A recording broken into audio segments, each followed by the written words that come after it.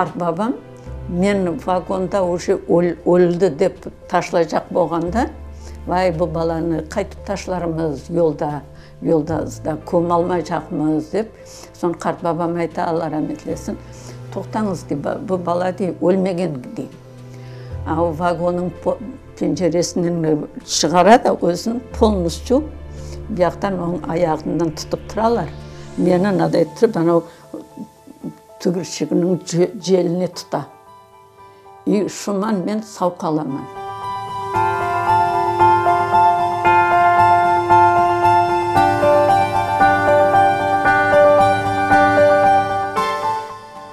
Яқшы өзіміздің үйде бірге яшай алмадық.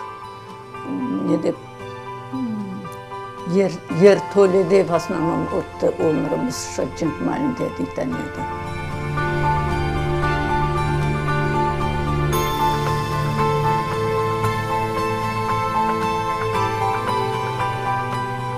Анамыздың үйімен өзінің анасының үйінден разница бір арада жол бар екен.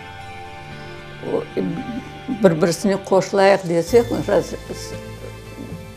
жазылық бермегенler солдатлар.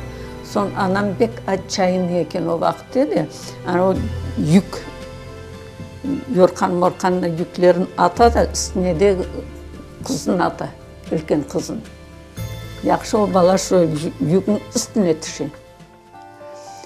Сон шуман анам түшіп қалып, өзінің ана бабасымен бір машинаға нетеді.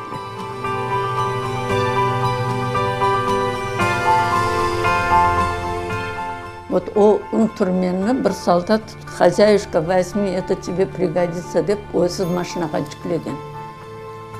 И ол бізді бек нетті дейтін еді.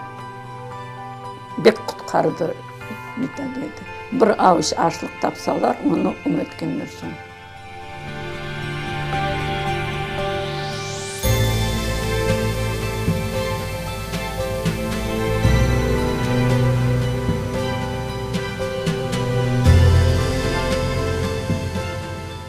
Anam kolxozlarda şu kolxoz maşaq жиғанlar. Maşaq деп білесің, неге айталар? Это вот пшеницу это косит, полға түшіп қала, вот шуларны жиып, шулармен жашағанlar. Бекте егерде бригадир көре болса, бек көтеклі екенлер. Öldürgençe kötekli ekenler şu maşaqны жиған үшін.